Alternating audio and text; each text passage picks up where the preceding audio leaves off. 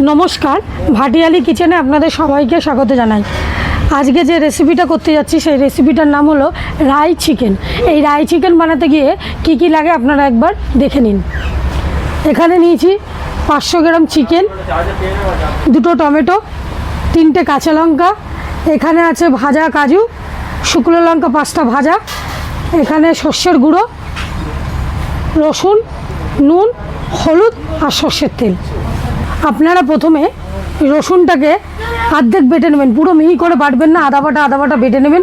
তারপরে কাজুটা, শুকনো লঙ্কা আমি কাজু আর শুকনো লঙ্কা ভেজে রেখেছিলাম, এটাকে ভালো করে বেটে নেবেন। তার সাথে দুটো টমেটো দিয়ে দেবেন, দিয়ে বেটে নেবেন। কড়াই গরম হয়ে গেছে, আমি এবার সর্ষের তেল দিয়ে দিলাম কড়াইতে।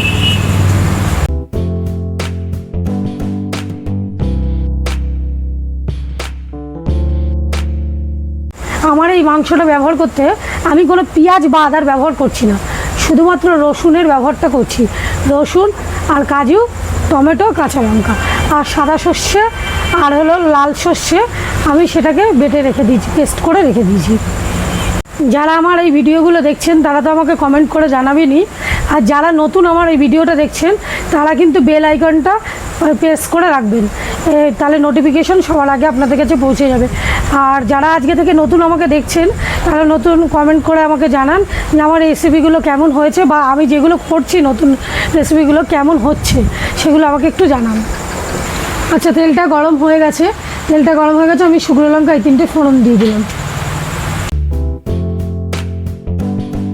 শুকনো লঙ্কাটা আমি ফোড়ন দিয়ে লাল করে ভেজে আমি তুলে রেখে দিয়েছি, এটা পরে আমি অ্যাড করব বলে। আচ্ছা, এবার কড়াইতে আমি রসুন দিয়ে দিলাম।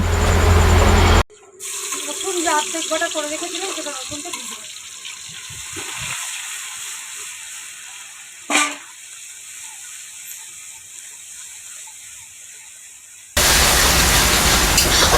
রসুনটা একটু লাল লাল করে ভেজে নিতে হবে, নাহলে রসুন থেকে একটা ভটকা গন্ধ বেরোয়।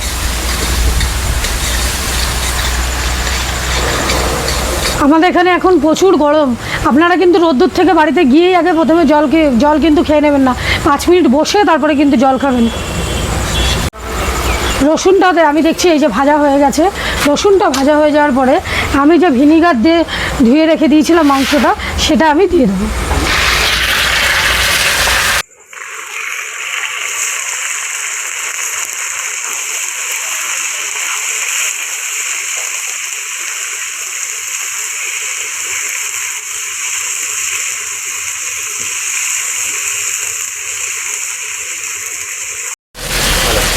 এরপরে আমি নুনটা দিয়ে দেবো।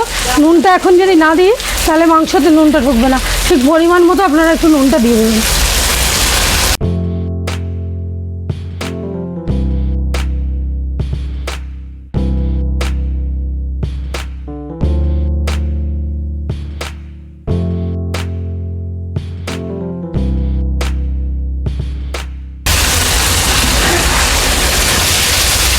রসুন দিয়ে খুব ভালো করে কষাতে হবে।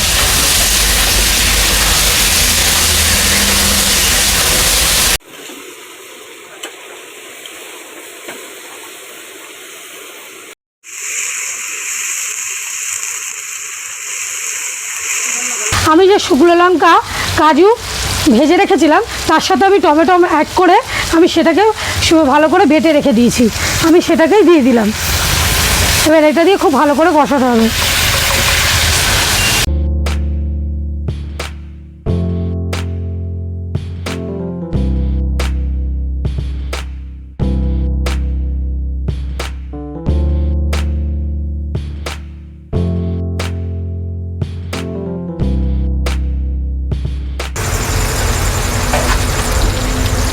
এরপরে আমি পরিমাণ মতো একটু হলুদ দিয়ে দেবো।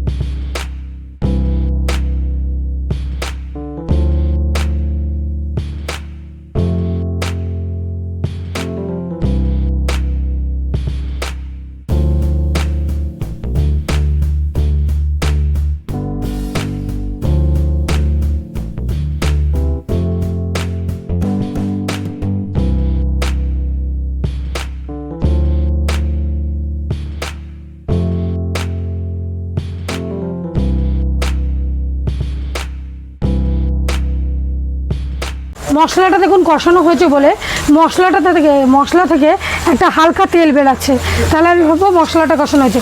সর্বশেষে যেটা দেওয়ার আছে আমার, সেটা হলো সাদা সর্ষে আর কালো সর্ষে আমি বেটে রেখেছিলাম, সেটাই আমি দেবো। কিন্তু এর ভেতরে আরেকটু জল দিয়ে গুলে আমি তারপরে দেবো। আমি যে সর্ষে বেটে রেখেছিলাম সবার লাস্টে আমি সেই সাদা সর্ষে আর লাল সর্ষে বাটাটা দিয়ে দেবো।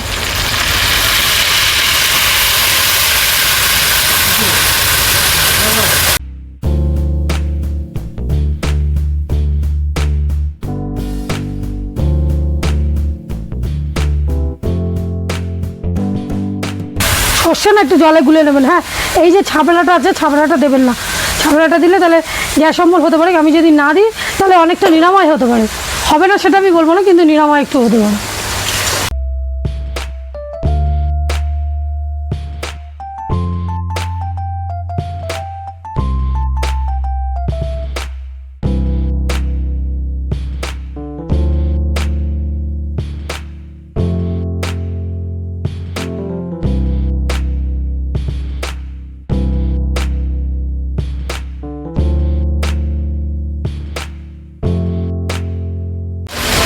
আমি শুকনো লঙ্কাটা ভেজে রেখে দিয়েছিলাম, একটা শুকনো লঙ্কা ও দুটো কাঁচা লঙ্কা আমি দিয়ে দিলাম।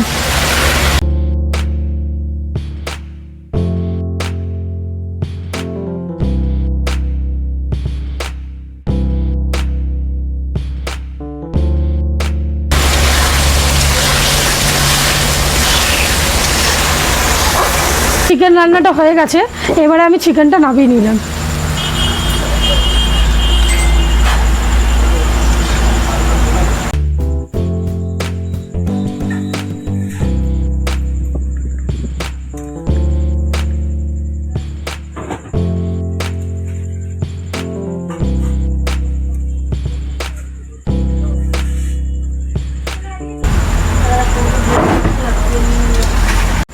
তাহলে আমার রাই চিকেন রান্না করাটা শেষ হলো।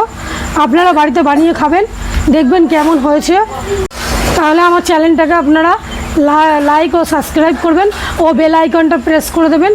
আর আমাকে কমেন্ট করে জানাবেন যে আমার চিকেন রান্নাটা কেমন হয়েছে। বাড়িতে যদি কোনো আত্মীয় স্বজনরা আসে তাদেরও রান্না করে খাওয়াবেন ও তাদের থেকে আপনারা শুনবেন, রিভিউটা নেবেন যে কেমন হয়েছে, আর আমাকে কমেন্ট বক্সে আপনারা জানাবেন।